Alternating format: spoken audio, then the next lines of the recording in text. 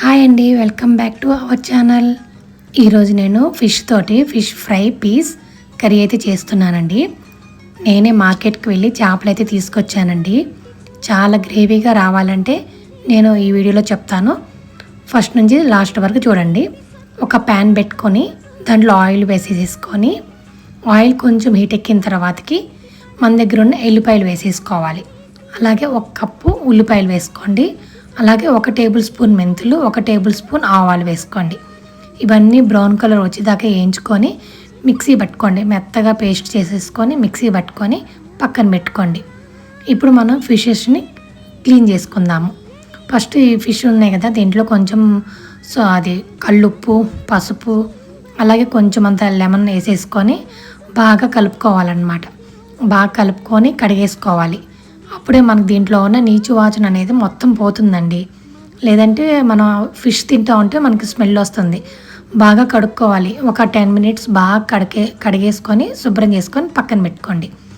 తర్వాతకి మనం ఇప్పుడు ఫ్రై పీసెస్కి ఇప్పుడు చేద్దాం. ఫస్ట్ సాల్ట్, పసుపు, గరం మసాలా, కారము, అల్లం పేస్టు, కొంచెం అంతా లెమన్ అంతా వేసేసుకొని చేప ముక్కలు బాగా అట్లా మెదుముతూ కిందకి పైకి బాగా కలుపుకోవాలండి. తర్వాతకి ఐరన్ తవా తీసేసుకొని దాంట్లో ఆయిల్ అంతా హీట్ ఎక్కిన తర్వాతకి మన దగ్గర ఉన్న చేప ముక్కలన్నిటిని దాంట్లో పెట్టుకోవాలి. చేపల్ని ఎక్కువగా ఫ్రై చేయొద్దండి. కొంచెం అవి గట్టిపడేంత వరకు ఫ్రై చేసి పక్కన పెట్టుకోండి. ఎందుకంటే మన చేపల కూర తినేటప్పుడు ఇవి ముక్కలు అనేది గట్టిగా ఉంటాయి అన్నమాట. మెత్తగా ఉండకుండా ఇలా మనం ఫ్రై చేసుకొని కర్రీ చేసుకుంటే చాలా బాగుంటుందండి. తర్వాతకి ఒక ప్యాన్లో ఆయిల్ వేసేసుకొని ఉల్లిపాయలు, పచ్చిమిర్చి, అల్లం పేస్ట్, కొంచెం అంత పసుపు వేసేసుకొని బ్రౌన్ కలర్ వచ్చేదాకా వేయించుకోండి. వేయించుకున్న తర్వాతకి మనం ముందుగా పేస్ట్ చేసి పెట్టుకున్నాం కదా, ఆ పేస్ట్ అంతా వేసేసుకోండి. ఇది వేస్తేనే మనకి కర్రీ అనేది చాలా చక్కగా గ్రేవీగా బాగా వస్తుంది అన్నమాట.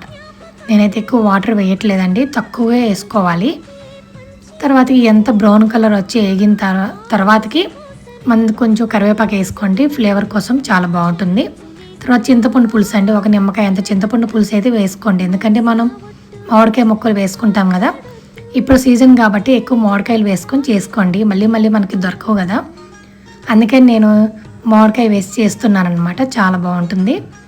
అలాగే కారం వేసేసుకోండి. నేను 2 టేబుల్స్ కారం వేసుకున్నాను అండి, ఎందుకంటే పచ్చిమిర్చి కూడా వేసుకున్నాను కదా, అందుకని. బాగా వేగిన తర్వాత కొంచెం అంత వాటర్ వేసుకోండి, ఎక్కువ వేసుకోవద్దు. 1 టీ గ్లాస్ అంత వేసేసుకోండి. బాగా ఉడికిన తర్వాతకి మనం ముందు ఫ్రై చేసి పెట్టుకున్న చేప ముక్కలన్నిటిని అట్లా వేసి పెట్టుకోండి. అవి వేసిన తర్వాతకి మనకి అడుగున మనకి పులుసు ఉంటుంది కదా, ఆ పులుసు అంతా ముక్కల పైన అట్లా వేసేసుకొని ఒక 10 మినిట్స్ అంతేనండి, ఎక్కువ కుక్ చేసుకోవద్దు. ఎందుకంటే ఆల్రెడీ చేప ముక్కలు కుక్ అయిపోయాయి కదా మన దగ్గర, ఫ్రై చేసుకున్నాం కాబట్టి ఒక 10 మినిట్స్ అంతేనండి. చూడండి, మామిడికాయ కూడా ఇలా మెత్తగా అయిపోవాలన్నమాట. అప్పుడే కూర అనేది చాలా టేస్టీగా ఉంటుంది. నా వీడియో నచ్చితే లైక్ చేసి, షేర్ చేసి, సబ్స్క్రైబ్ చేసుకోండి. Thank you. మరి బాయ్ బాయ్.